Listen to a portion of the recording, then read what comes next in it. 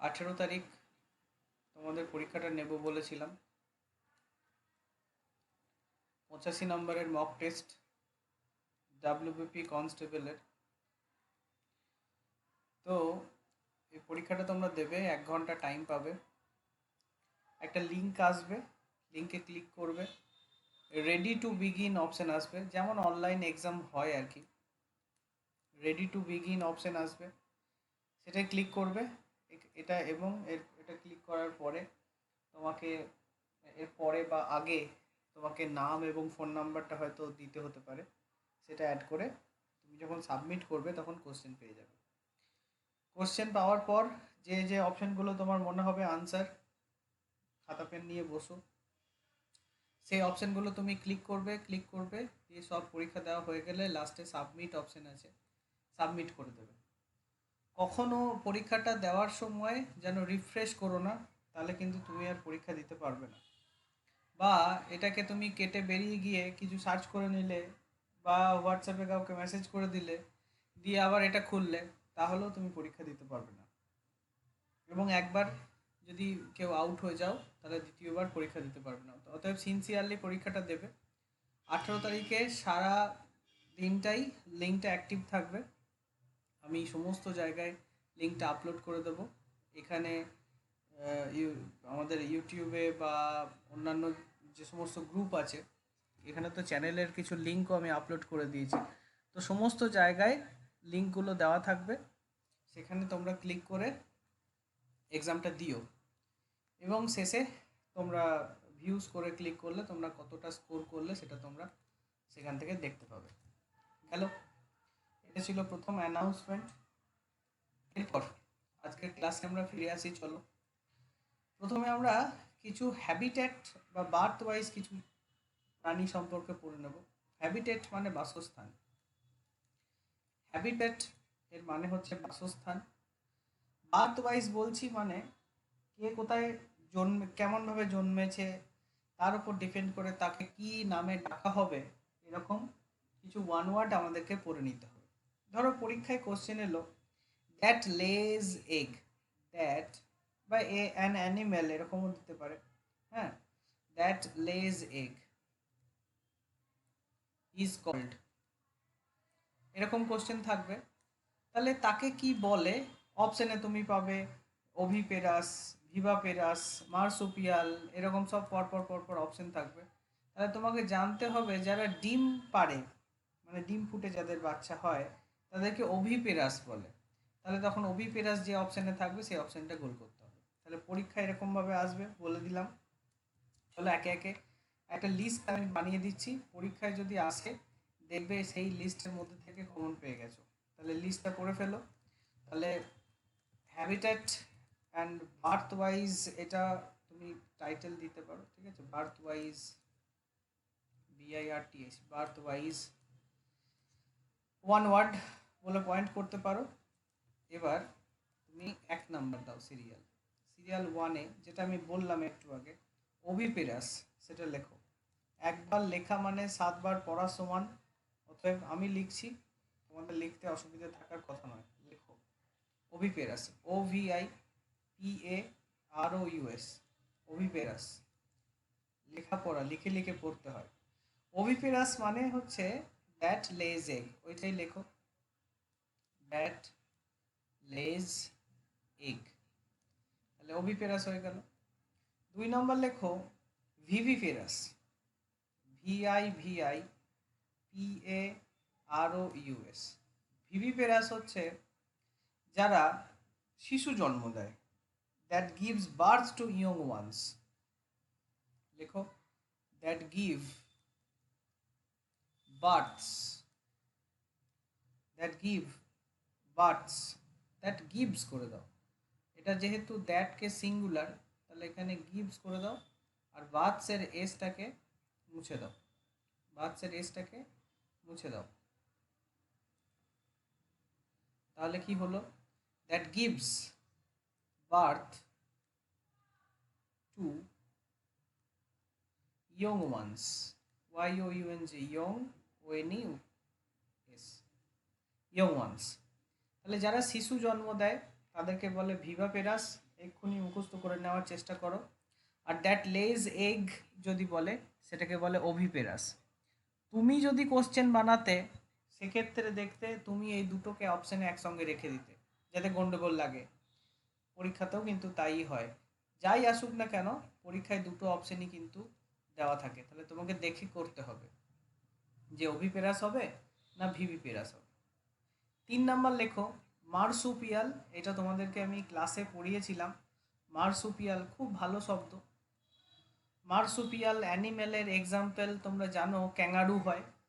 Marsupial হচ্ছে that gives birth to premature. আগে, premature মানে কি? প্রি মানে আগে, তাহলে ম্যাচিওর হওয়ার আগেই প্রিম্যাচিওর। তারা তাকে জন্ম দেয় এবং তাকে রাখার জন্য একটা এক্সটার্নাল পাউচ সেই প্রাণীর পেটের কাছে থাকে। একটা প্রাণী ক্যাঙ্গারুকে মনে করো, তার পেটের কাছে একটা পাউচ থাকে, তার মধ্যে তাকে তারা রেখে দেয়। তাহলে এই ধরনের যে সমস্ত প্রাণীগুলো আছে তাদেরকে মার্সুপিয়াল বলে। যদি পরীক্ষায় আসে এর এক্সপ্লানেশন দেখবে লেখা থাকবে। ডান দিকে যে এক্সপ্লানেশনগুলো আমি লিখছি এগুলো পরীক্ষায় কোশ্চেনের মধ্যে থাকবে, আর বাঁ দিকে যে ওয়ার্ডগুলো লিখছি এগুলো অপশানে থাকবে। ওয়ান ওয়ার্ডে তো এরকমভাবেই আসে, জানো তোমরা। এর এর এক্সপ্লানেশনটা লেখো, that gives birth to premature. Pre মানে আগে, ম্যাচিওর মানে জানো ম্যাচিওর ছেলে বলে না, তার মানে পরিণত। তাহলে প্রি ম্যাচিওর ইয়ং ওয়ান্স, শুধু ইয়ং ওয়ান্স দেয়নি কিন্তু, প্রি ম্যাচিওর ইয়ং ওয়ান্স বলছে। হ্যাঁ, premature young ones. And এছাড়া আর কি থাকবে? অ্যান্ড দেন, এবং তারপরে এরা কি করে? অ্যান্ড দেন কিপস দেম, এগুলোকে রেখে দেয়, বাচ্চাগুলোকে রেখে দেয়, keeps them in an external pouch, in an external pouch, external, external pouch, pouch, pouch মানে এখানে প্যাকেটের কথা বলিনি, পাউচ মানে এরকম প্রাণীর পেটের কাছে একটা এরকম অংশ থাকে, তার মধ্যে এটা ঢুকিয়ে দেয়। ক্যাঙ্গারুর ছবি দেখলেই বুঝতে পারবে কীরকম হয়। তাহলে that gives birth to premature young ones and then, এবং তারপর কি করে? Keeps them in an external pouch. তাহলে এরকম এক্সপ্লেনেশন লেখা থাকবে, লাস্ট ইজ কল্ড দিয়ে তখন তোমরা মার্সুপিয়াল এটা আনসার করবে। তাহলে মার্সুপিয়াল হয়ে গেল। তাহলে ওভিপেরাস গেল, ভিভিপেরাস গেল, মার্সুপিয়াল গেল। এরপর 4 নাম্বার। 4 নম্বরে লেখো মোনোট্রিম, MONOTREME।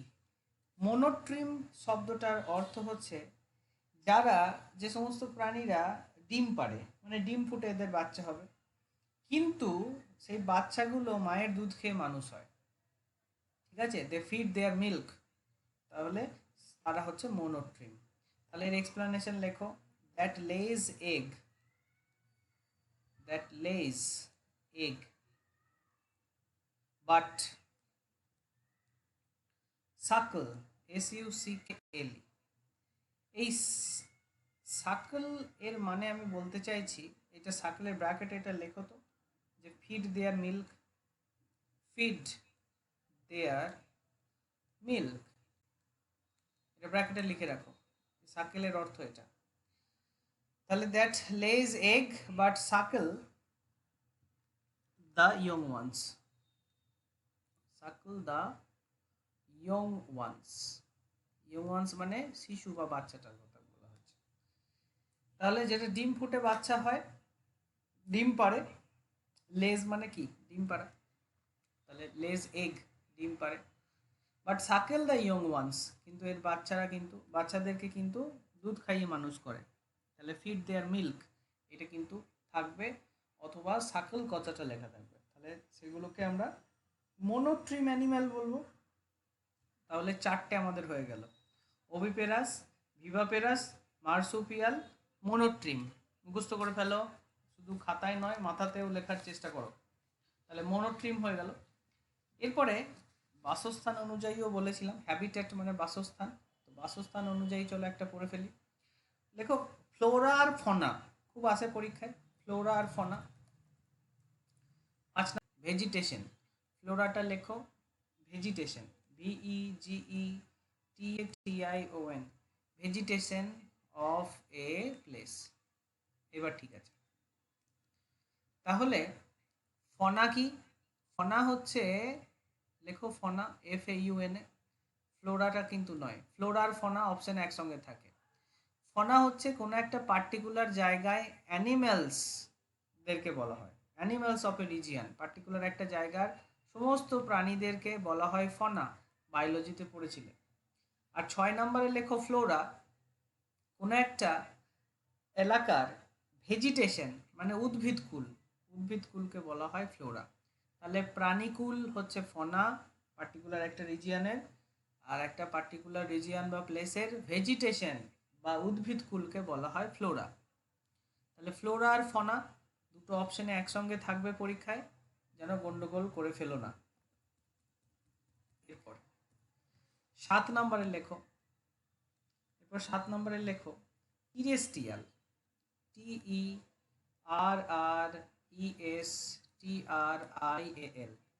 টিরেস্ট্রিয়াল শব্দটা আমি তোমাদেরকে পড়িয়েছিলাম, আর্থলি পড়েছিলে তোমরা, এর সিনোনিম আর কি, মানে যেগুলো মহাজাগতিক যে সমস্ত জিনিসগুলো থাকে তার বিপরীত শব্দ এটা, পার্থিব এটা টিরেস্ট্রিয়াল। তাহলে terrestrial that can live on land only, এটা লেখো, that can live on land only, that can live on land only, তাকে বলা হবে টিরেস্ট্রিয়াল, TERRESTRIAL, টেরেস্ট্রিয়াল। এরপর 8 নম্বরে লেখো অ্যাকোয়াটিক বা জলজ, এটা তোমাদের পরিচিত শব্দ, আমি বহুবার পড়িয়েছি। অ্যাকোয়াটিক এটা হচ্ছে জলজ, that can live in fresh water only, এটাই লেখো, that can live in fresh water only. তাহলে পরিষ্কার জলে যে সমস্ত প্রাণীরা থাকে তাদেরকে আমরা অ্যাকোয়াটিক বলে থাকি, জলজ। 9 নম্বর লেখো মেরিন, MARINE, সমুদ্র, সি তার অ্যাডজেক্টিভ মেরিন। মেরিন অ্যানিম্যাল হচ্ছে তারা যারা সমুদ্রে থাকে, তাহলে that can live in sea water only, তাহলে লেখো that can live, that can live in sea water only. ঠিক আছে, লিখে ফেলো এটা। তারপরে 10 নম্বর লেখো, 10 লেখো অ্যাম্ফিবিয়ান, এটা তোমাদের পরিচিত শব্দ এবং পচে যাওয়া শব্দ, বহুবার পড়িয়েছি। অ্যাম্ফিবিয়ান, অ্যাম্ফিবিয়ান মানে হচ্ছে উভচর, যারা জলেও থাকে ড্যাঙাতেও থাকে। তাহলে এক্সপ্লেনেশন লেখো, that can live on land as well as in water। তাহলে জলেও থাকতে পারে ডাঙাতেও থাকতে পারে, তারা হচ্ছে কি অ্যাম্ফিবিয়ান, তারা হচ্ছে অ্যাম্ফিবিয়ান, উভচর। লাস্ট অ্যান্ড 11 নাম্বার আজকে লিখে ফেলো, আরবোরিয়াল। আরবোরিয়াল হচ্ছে গেছো, যারা গাছে থাকে, আরবোরিয়াল বলে যারা গাছে থাকে। That can live on trees, that can live on trees, গাছের উপরে থাকে যারা, তারা হচ্ছে আরবোরিয়াল, গেছো বলে। হ্যাঁ, বৃক্ষবাসী যারা গাছের উপর থাকে তারা হচ্ছে আরবোরিয়াল। বার্ডসকে বলা যেতে পারে, বানর শ্রেণীকে বলা যেতে পারে। তাহলে that can live on trees, এবং এরা যে গাছে থাকে বা যে সমস্ত জায়গায় থাকে সেই সমস্ত গাছের ফল পাতা খেয়ে বেঁচে থাকে। হ্যাঁ, লিভ অন মানে খেয়ে বেঁচে থাকাও হয়, এখানে আমি কিন্তু খেয়ে বেঁচে থাকার কথা বলিনি, গাছের ওপর বেঁচে থাকার কথা বলছি, মানে গাছের উপর থাকার কথা বলছি, বাসস্থানের কথা বলছি। খেয়ে বেঁচে থাকার গল্প কিন্তু বলিনি। যদিও আর্বোরিয়াল প্রাণীরা বেশিরভাগ বানর শ্রেণী যারা হয় বা অন্য, তারা কিন্তু গাছের ফল পাতা এগুলো খেয়েই বেঁচে থাকে। এবং বার্ডস যারা হয় তারাও গাছের ফল খেয়ে বেঁচে থাকতে পারে। তো আর্বোরিয়াল, যাই হোক, গাছ সংক্রান্ত যায়, ট্রিজ কথাটা দেখে আর্বোরিয়াল গোল করে দেবে। তাহলে 11 পর্যন্ত আমাদের হয়ে গেল। চলো, থ্যাংক ইউ সকলকে, আজকে এই পর্যন্ত থাকবে আমাদের ক্লাস। Good night. চলো, থ্যাংক ইউ সকলকে, আজকে এই পর্যন্ত থাকবে আমাদের ক্লাস। Good night.